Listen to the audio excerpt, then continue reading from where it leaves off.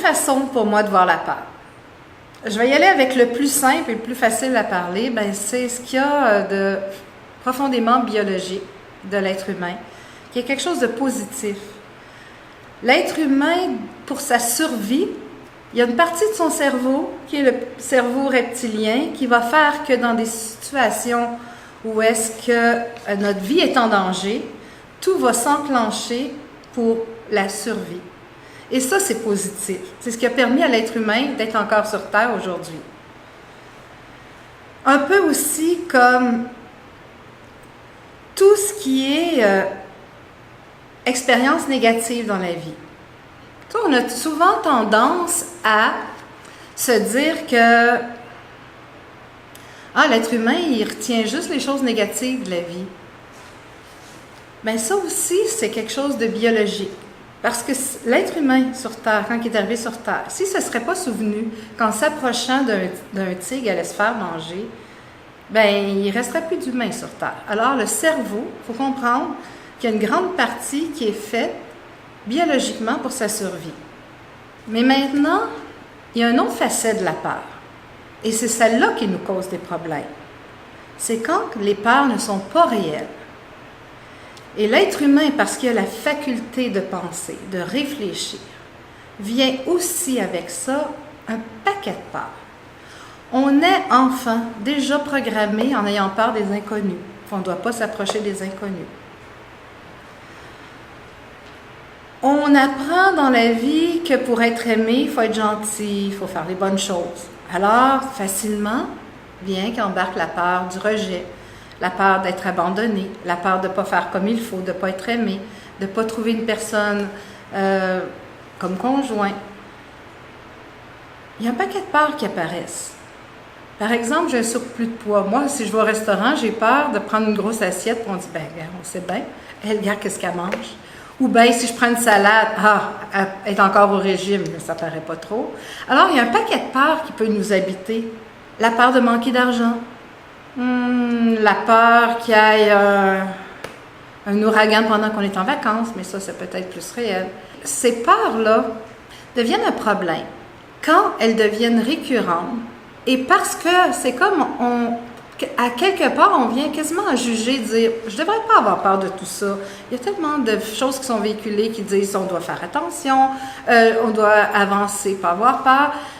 Et là, je pense que la pire façon de faire face à nos peurs, c'est de les mettre en dessous d'une plaque de béton, de les cacher en dessous d'une plaque de béton.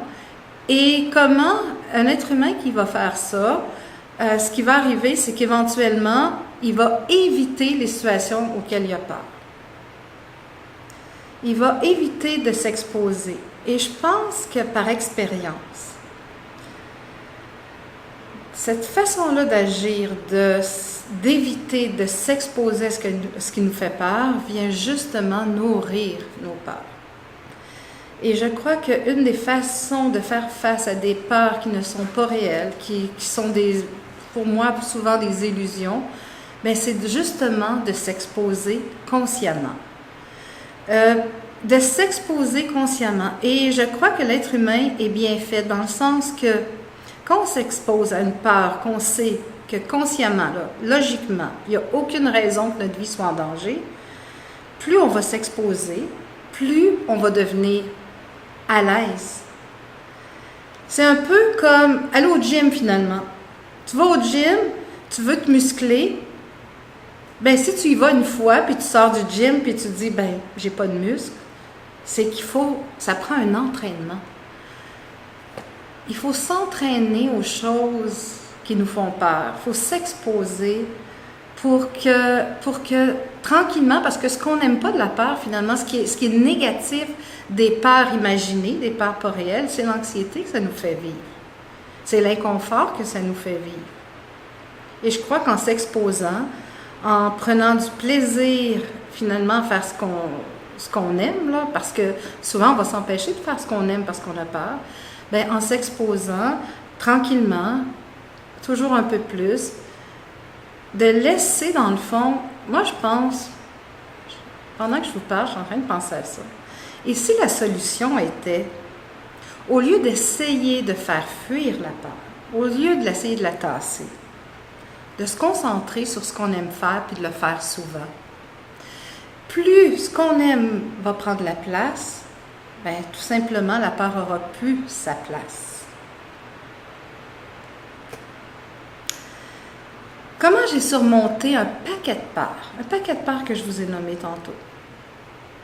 Un des outils qui m'aide beaucoup. Depuis 1 an et demi, je pratique la méditation pleine conscience.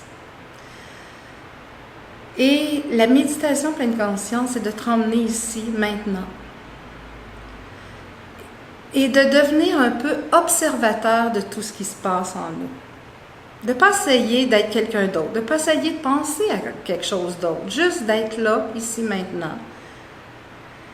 Et il y a quelque chose, moi, qui, à un moment donné, m'a fait tellement du bien. Il y a une phrase que j'ai lue qui disait tout simplement « Et si tout était parfait? » Et si tout était parfait comme c'était, même dans son imperfection? Alors, je vous encourage tout simplement à être vous-même et de devenir les plus grands observateurs de vous-même. Et de même, encore plus loin, de devenir celui qui observe l'observateur. La vie est courte sur Terre et honnêtement, pour mieux la savourer, je pense qu'il faut justement apprendre à aimer toutes ces facettes, même celles qu'on aime un peu moins. Merci. Oh.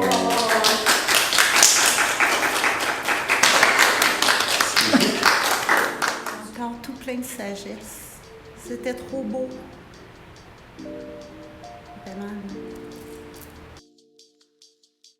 J'ai aimé ton éloquence, mais sans arrogance. Il y avait aussi une belle fluidité dans les idées. Ce que j'ai trouvé qui a vraiment émané de toi, c'est comme une paix intérieure. On dirait que tu as fait la paix avec...